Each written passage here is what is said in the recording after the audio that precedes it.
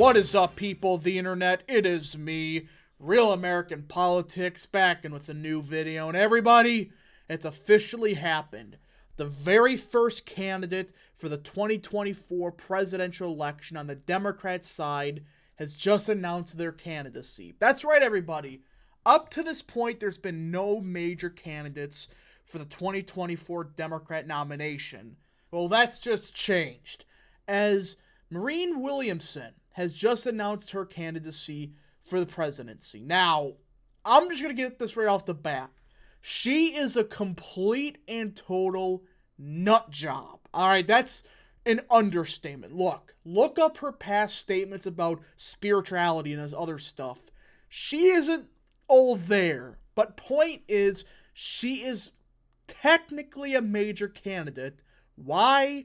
Well, a lot of people know her from her debate performances in 2020. They weren't good by any stretch of the imaginations, but they were so memeable that everybody kind of heard of Williamson. Now, I am not going to go around here saying Williamson will win the nomination or anything like that. However, things are starting to get a bit intriguing for this primary. Now, before we continue with today's video, I hope you enjoy these type of videos. If you do, smash the like button down below, subscribe, share with your friends, hit that little bell, follow the Twitter account in the description down below, and join the channel today. Guys, just for $3 a month, you can join Real American Politics, which is a phenomenal deal as it helps support the daily content we all know and love. So I hope you join today. Alright, everybody. Let's get in today's video, the 2024 Democrat primary. Originally, we weren't going to discuss it much. However, this candidacy just changed things a little bit because while she's not going to win the nomination, barring some absurd circumstance, she's not going to win. However, this is where things get a bit fascinating because she is, based on all sources, going to be the only major progressive candidate for 2024. Yes, the only progressive candidate. That doesn't mean she's going to win, but you could probably expect that a lot of progressives in the Democrat primary, they're probably not going to vote, especially if Biden, 99% chance, runs for re-election. But the ones that do run, you can vote, I should say, you can expect a lot in the break for Williamson because she is by far the most progressive candidate in this race. But that's not all. Of course, President Joe, he's probably going to run for re-election. There's really no indication that he won't. There are health concerns, but at this point, they're just hiding. They don't even care. They're not even hiding at this point.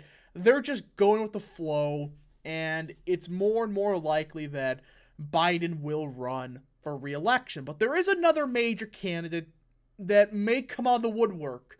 A last name that we have not heard for any serious election since 1968. Yep, the Kennedys. They're back, supposedly. So Robert F. Kennedy, there's grumblings he may run. Now, he's not Joe Kennedy from Massachusetts. He is a different Kennedy. He is the son of Bobby Kennedy, a.k.a. he is the nephew of JFK. Now, he hasn't ran for any office that I'm aware of, and he has some unique beliefs. As you could tell from his wiki definition, I don't think I gotta say much here, but he is a fascinating choice, and he has a last name of Kennedy, and like it or not, there's a lot of people in the Democrat Party, they still like Kennedys. Now, they're not as, invulnerable as they were, let's say, 30 years ago. Of course, Joe Kennedy got slapped in that primary in Massachusetts, but as somebody like Kennedy enters, look, he doesn't have to be JFK. He's not going to win the nomination, but if you have a Kennedy involved in a race, things automatically get intriguing. Doesn't mean automatically, Kennedy wins, but Biden may sweat a little bit more than originally expected. However, Kennedy has not announced his candidacy just yet. We gotta wait and see.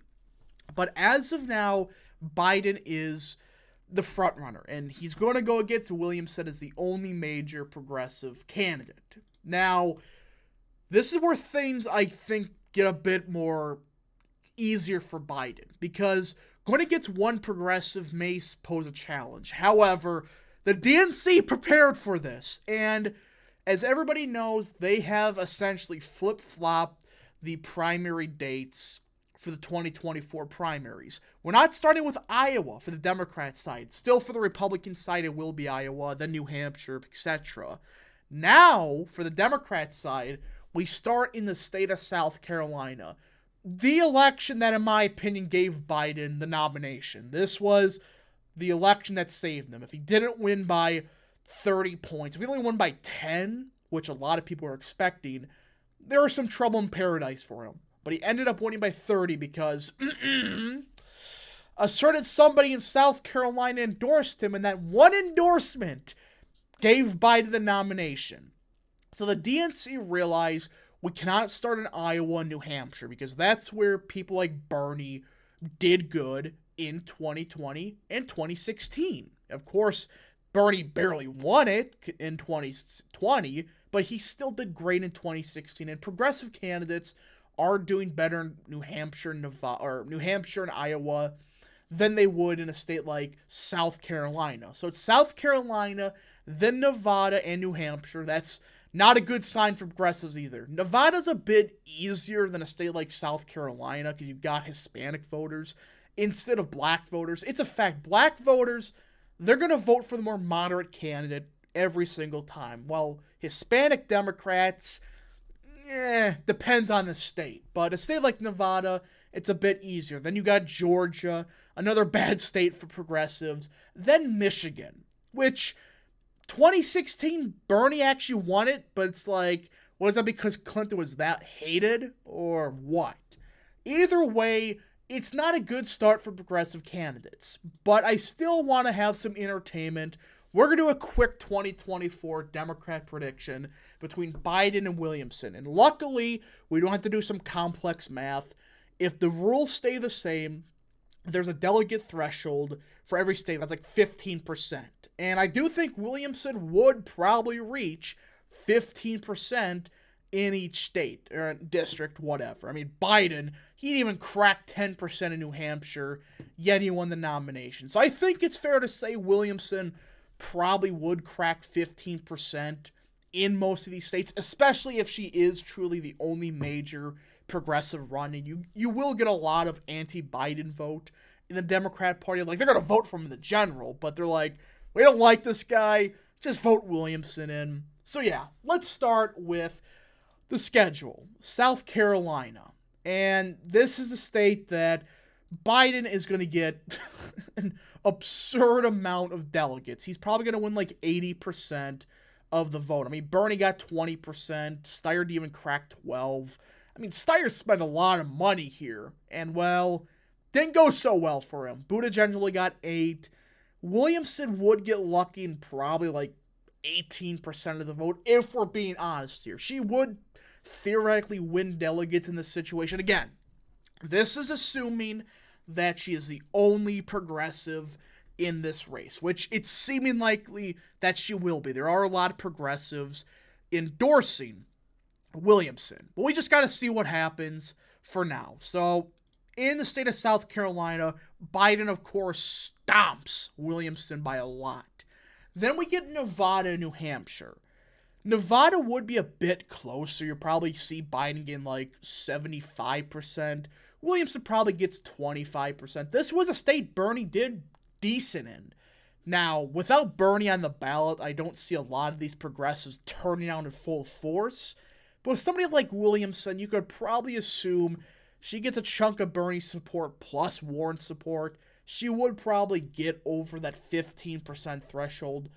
And she would probably get around 25% of the vote in the state of Nevada. Now, New Hampshire, it's going to actually, this is a state that Biden crapped himself in the 2020 Democrat primary. Now, of course, Biden will win the overwhelming majority of the vote, but I don't see him winning every single delegate. Of the first 5 states, this would be his weakest state.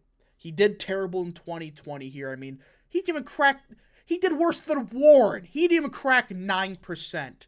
Yeah, historically, that's an indicator that nobody likes you and you get thrown on your ass. But, of course, 2020 was an interesting election cycle. But either way, this would probably be Biden's weakest state of them all. Now, at this point, it's quite clear that Biden would probably get the nomination. But Williamson, I don't think, would drop out before Michigan. So I think in the state of Georgia, she would get, once again, similar to what she got in South Carolina, maybe a bit better. Because in the state of South Carolina, you have a bit more influence by people like Clyburn. Georgia, not so much, maybe with Ossoff and Warnock. I don't know. But I think as of now, Georgia would be one of Biden's strongest states. And Michigan, you could probably see him getting, 78% of the vote. Something in line with maybe a bit better than Michigan, maybe a bit worse than the state of New Hampshire. And that, folks, is, I guess you could say, the current state of the race. Williamson would only get delegates in spite of being a lunatic, just because she isn't Biden.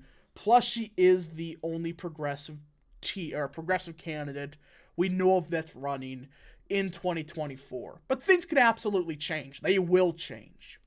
Anyways, folks, thank you so much for watching. Again, this is not that serious of a prediction. This is just, in a nutshell, what would happen. Biden would sweep the first 5 states.